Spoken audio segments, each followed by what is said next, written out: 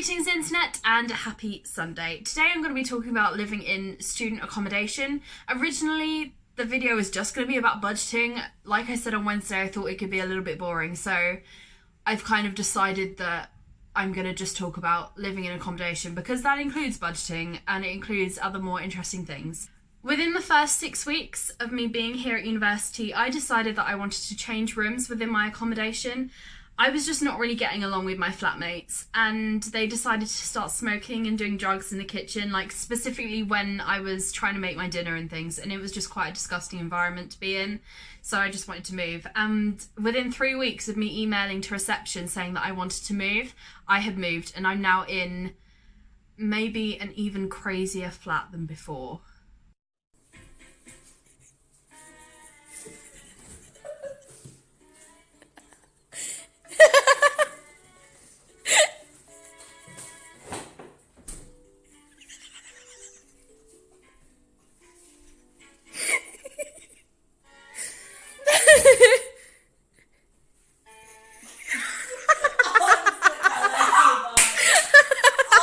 Emma, Carla, Charlotte, you're great, I love you, and you are so welcoming. Then we have Rebecca join us, and she came from the exact same situation as me. The exact same. And it meant that we had something to talk about, and it was a really good icebreaker to try and, like, I don't know, I can't think of the word. Compare. We got to compare experiences, and we've become really good friends, and I love my flatmates a lot. I really love them. Now I'm going to actually talk about living here, living in student accommodation. So the first kind of main topic, I guess, is budgeting, and this might sound boring, and it is, I'm not going to lie to you, but budgeting is important. It is really important. When you get your student finance and then you send off whatever money you need to pay for accommodation or, I don't know, anything, any kind of bills or anything that you need to pay, you then have a certain amount of money that has to last you for a specific amount of time. So the first few weeks I thought, no, it's fine, I'll just buy whatever food I need and I won't go out, I won't go shopping and stuff like that, and that, it's not good. It's not good. You should be able to have a little bit of money for yourself to go and have a nice time. You're at university and you're starting your, like, independent grown-up life, and I think it's important to have the ability to spend a little bit of money on yourself, even if you have to save it up. I have to save up quite a bit, and because my student loan does not cover my accommodation cost, so I have to be very careful with my money, which means I have a certain amount of money that I spend on food, and I have a certain amount of money that I keep for myself for buying anything that I want to. Well, not anything I want to, that's a little bit extreme, but for buying like clothes and films and just stuff that I want, because the Bullring has quite a good Disney store, and it also has the world's biggest Primark coming. Birmingham has the world's biggest Primark coming, and I already know that it's gonna break my bank account. This is why budgeting is important. Before Christmas, maybe like 3 weeks before Christmas, I kind of lost all sense of budgeting. I was like, oh, this would be a cool Christmas present and this can be for this person. And I ended up in this situation.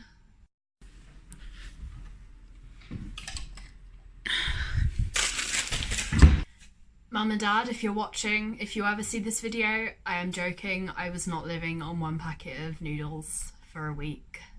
But even though that seems quite extreme, it can happen if you don't budget properly. It's important to know that you have enough money for food. That's the most important thing, to make sure that you're eating properly and you're staying healthy. Along the lines of food, cooking is also another quite important thing. It's still an important part of living within student accommodation. You don't really want this to happen.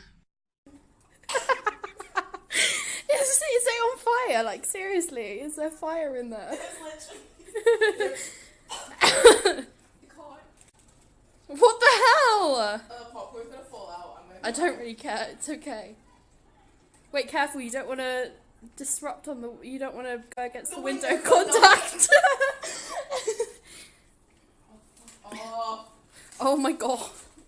I'm really sorry. Wait, show me.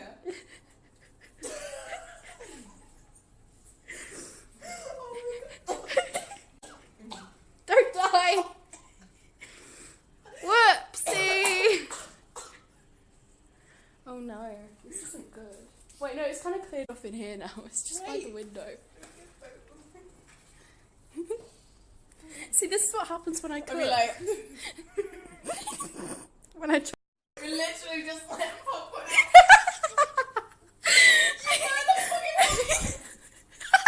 This is the price we have to pay.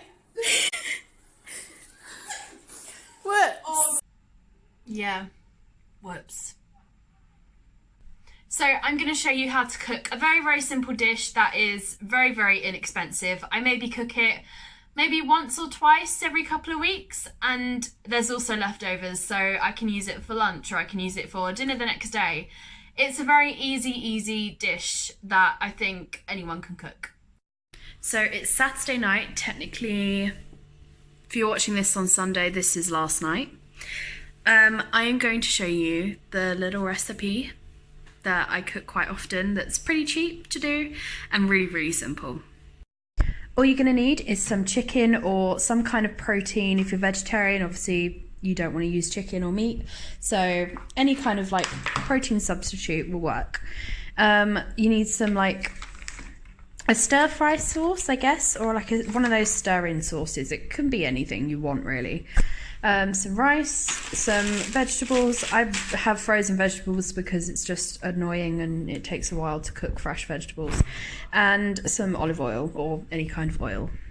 The thing you want to do is just put some oil in a frying pan and let that heat up for a bit until the oil becomes like really thin and you can spread it around really easily on the pan.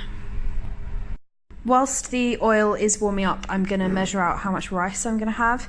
So basically this is a rice steamer thing. You can put it in the microwave with a little bit of water, but this is the easiest way of sort of measuring how much rice you want. Pour in as much as you want, but just be mindful that this is going to like double in size.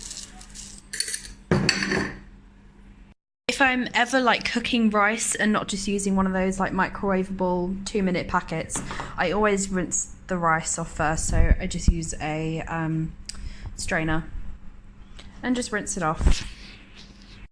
I then put some water over it, just enough to sort of like coat the top of it. If you don't have one of these steamers, just obviously cook it over the hob. Oh wait, it needs the lid. Need to get the lid. There we go. As I was saying, if you don't have a steamer or just don't use them, which is obviously absolutely fine, just cook it over the hob for whatever the instructions on the packet you have say. This one is like a steamer thing, so I push the lid up to let the air go in and the water sort of like evaporate.